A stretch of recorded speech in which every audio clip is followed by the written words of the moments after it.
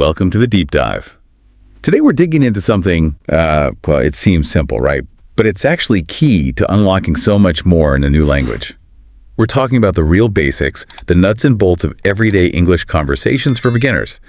We've been looking at this guide. It's called Easy English Conversations for Beginners. And honestly, it's more than just phrases. It's kind of a blueprint for how people actually talk, how they connect. So our mission today, pull out the really useful bits, the common situations, the strategies behind them. We want to give you those aha moments, make it feel natural. That's exactly right. It's so easy to get bogged down in like grammar rules or endless vocabulary lists. But what really matters, what builds that immediate confidence, it's those everyday interactions, that back and forth. So this dive is really about cutting through all that noise. We're focusing on the core stuff, the high frequency chats you'll genuinely use right away. Precisely. We're going to walk through the essentials, like how to say hello, introduce yourself, ask simple questions, and the practical stuff too. Ordering food, shopping, asking for directions. These might sound basic, but we'll unpack the little things, the social cues, the wording that makes them work well. The hidden gems, you could say. Yeah. Okay, so let's jump right in. First impressions, that crucial first moment, meeting someone for the first time. The guide uses Sarah and John as an example. It flows really naturally. Starts simple. Hello, my name is Sarah. What's your name? And John replies, "Hi, Sarah. I'm John. Nice to meet you." Nice to meet you too. And that nice to meet you part. It's interesting. It's not just politeness filler. In English, it's a real social signal. It practically demands that nice to meet you too. And later, things like adding "and you" after you answer "where are you from," it keeps the conversation going. It's reciprocal, shows you're engaged. Right, because if you don't do that, it just kind of fizzles out, doesn't it? Exactly. It can accidentally signal that you're not interested, even if you are. Good point. And it moves beyond just names pretty quickly. Sarah asked, "Are you here on vacation?" And his answer, "No, I live here now. I work in marketing." Or maybe Sarah says, "I just moved here for school." Suddenly, you know so much more. Their context, their purpose. It's efficient. Yeah, these aren't just random questions. They open doors.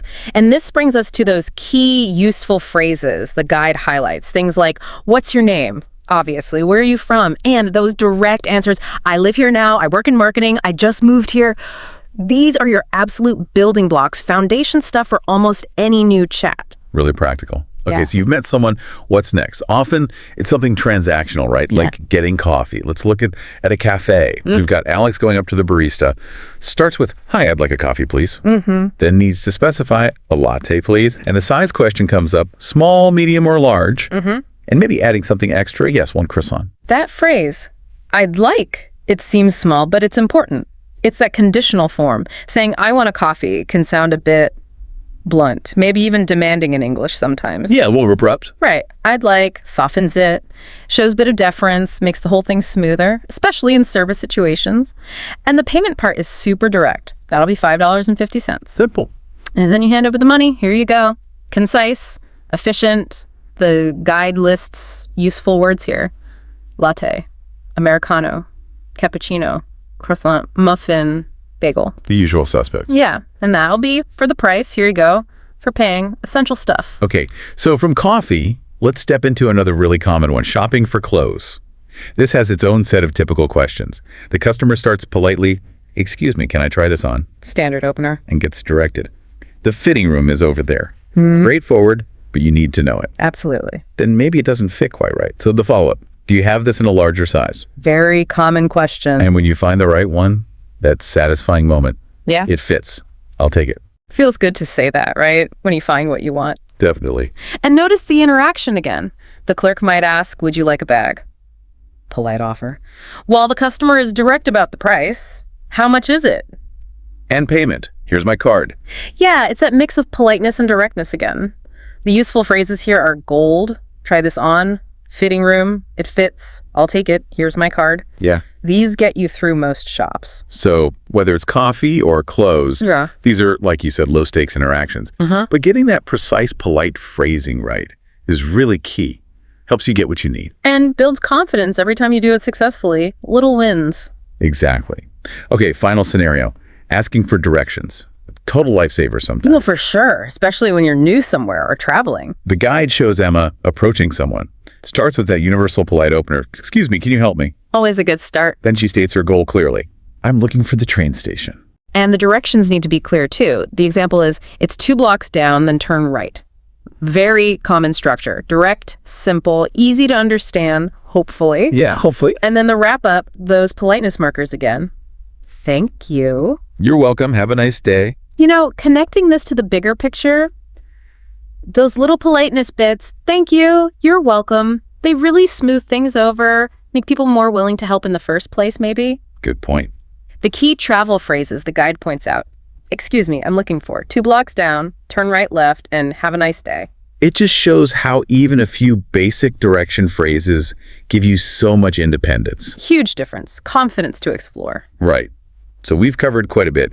Greetings, introductions, ordering stuff, shopping, directions. These really are the fundamental pieces for daily English communication, aren't they? Absolutely. The building blocks. And crucially, it's not just about knowing the phrases on paper.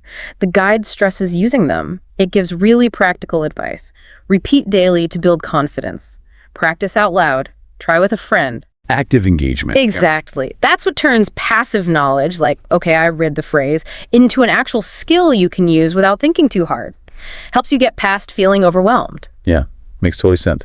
And to help with that, the guide suggests a daily speaking challenge. I like this. It's really concrete, things you can actually do, like say hello to someone in English, Small step. order a drink or snack in English, ask a question in English, and write 3 new phrases you learned. Very achievable steps. Things you can tick off. Yeah, it makes it less daunting. And if we zoom out again, thinking bigger picture, these small interactions, they seem minor, but they're the bedrock. They're the foundation of feeling comfortable in a new culture, building real confidence. It's not just about the words, it's about navigating those situations, feeling okay doing it. Each time you manage one, it chips away at that uncertainty. That's a great way to put it. The guide ends on a really encouraging note, too. It says, you're doing amazing. Learning a language takes time, but you've already done something great today. It's nice to hear that reinforcement. Learning is hard. It is. So, okay, here's a final thought for you, the listener, to chew on. Building on that encouragement, what's one small, consistent action you can take from this deep dive, starting today? Knowing that real fluency, it isn't about some big dramatic leap. It's about putting together lots and lots of these tiny, confident conversations, one after another. What's your first small step? Have you ever had that feeling, that the universal itch to connect with someone new? Maybe you're in a place you don't know or trying to speak a different language, and the words, they just feel stuck. I mean, you want to speak, you want to engage, but it's like hitting a wall finding those simple everyday phrases. Well, that's exactly what we're tackling in this deep dive. Our mission, to unlock confident communication, especially in those really common situations. We're looking at some great sources today called Essential English Conversations for Everyday Practice. And don't let everyday make you think it's like too basic. These sources are more like a practical guide, a friendly tutor almost. They're designed to help you actually speak, learn key phrases, build confidence without needing perfection. The big message is, just try. So we're going to pull out the best bits, kind of give you a shortcut to feeling prepared for these interactions. Yeah, and what's really interesting about these sources is how they're put together. It's not just memorizing lists. They break down actual conversations, focusing on, practical use through listening, then repeating, even role-playing. It's really about building that communicative muscle memory, like you said. So today we'll walk you through 4 common scenarios from the material. First, introductions, then ordering coffee, clothes shopping, and asking for directions. And the goal isn't just what to say, but why these phrases work so well and how they really build that confidence. Okay, sounds good.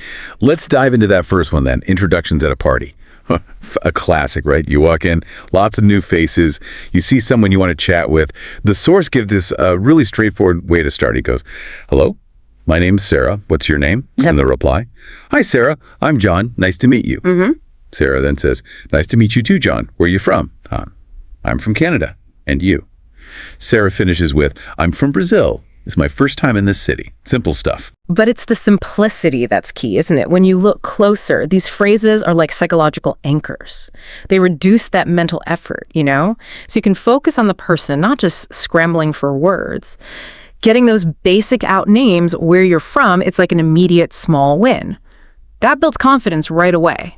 And the source highlights the core vocabulary. What's your name? Where are you from? Nice to meet you. And my first time here. These are the essential building blocks for that first contact. Right. And I like how the source uses that listen and repeat thing and then moves you straight into role play. Exactly. It makes it active, not passive. Yeah. You're actually doing it, practicing that muscle memory you mentioned. It turns learning into a skill you can use. Yeah. Okay, so you've broken the ice. What often comes next in a typical day? Maybe coffee. Usually. Let's look at scenario 2. Ordering coffee. You walk into a cafe, you need your caffeine fix, maybe a snack. The source lays it out so efficiently. Starts with, "Hi, I'd like a coffee, please." Barista. "Sure, what kind of coffee?" You say, "A latte, please?" Barista asks. "Small, medium, or large?" You. "Medium, please." Then, "Anything else?" And you might add, "Yes, a croissant, please." And finally, "Great, that will be $5.50. Smooth. And what's really important there is that phrase, "I'd like." The source points it out as a grammar tip, is short for "I would like." But it's more than just grammar, isn't it? It's a social thing. Using "I'd like" instead of, say, "I want" just sounds more polite, more respectful. Right. It smooths the whole transaction, makes it feel, I don't know, more cooperative. These precise phrases aren't just about getting your order right. They help you navigate this common social ritual gracefully. And the vocabulary "I'd like," what kind of verb, anything else, that will be. Those are the keys to making it quick and confident. Yeah, and it's smart how the source doesn't just give you your lines, but also primes you for the barista's questions, knowing that small, medium, or large is probably coming next. Yeah. It just lowers the anxiety, right? Allows you to respond easily, makes the whole thing feel seamless instead of potentially awkward. Okay, so coffee acquired. Maybe next, a bit of shopping. Let's shift to scenario 3, clothes shopping. You're looking for, say, a new t-shirt. The source gives a really practical sequence. You start with, "Excuse me, can I try this on?" Clerk says, "Sure, the fitting room is right there." Standard interaction. Then maybe you need a different size. "Do you have this in a larger size?" Clerk, "Yes, here you go." And if it works, it fits, I'll take it. Clerk asks, "Would you like a bag?" Hooray. "Yes, please." "How much is it?" Clerk, $29.99. And you finish, "Here's my card." Done. What I find really effective here are the functional phrases, the clear statements of what you need or want to do. The source points out try on, the phrasal verb, which can be tricky, but here it's used so practically. And I'll take it. That's not just saying you want it. It's a clear signal. It means, okay, this transaction is happening. These phrases are like efficient tools. They let you say exactly what you mean, asking to try something, asking for a size, deciding to buy without extra words. Super useful in a busy store. It really is practical. Knowing just those specific phrases lets you handle the whole process, finding fitting rooms, sizes, making the purchase much more smoothly.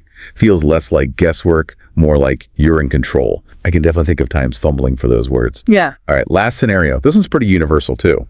Getting lost and needing help. Imagine you're trying to find the train station. The source outlines this very clearly. You approach someone. "Excuse me, can you help me?" They reflect, "Sure, what are you looking for?" Simple opening. You state your need. "I'm looking for the train station." They give directions. Go straight for 2 blocks and turn right. Curry. And you finish with, "Thank you," and they say, "You're welcome." And the source really emphasizes clarity and being concise here, especially when you're asking for or giving directions, maybe feeling a bit stressed. The vocabulary it highlights: go straight, 2 blocks, turn right, turn left. And that structure I'm looking for. These are the absolute basics for directions. Yeah. They're direct, unambiguous, exactly what you need when you're trying to figure out where you are or where to go. It's about efficiency. Totally. You can immediately see how valuable that clear, brief communication is when you need help quickly. It turns a potentially frustrating moment into just a straightforward exchange. Gets you the info you need, and you can move on.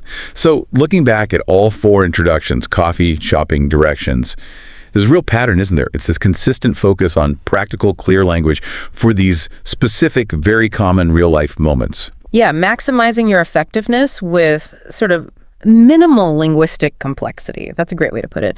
And the source's final review section really sums that up. It reminds you that you've practiced speaking clearly, listening and repeating common real-life situations, new vocabulary and pronunciation.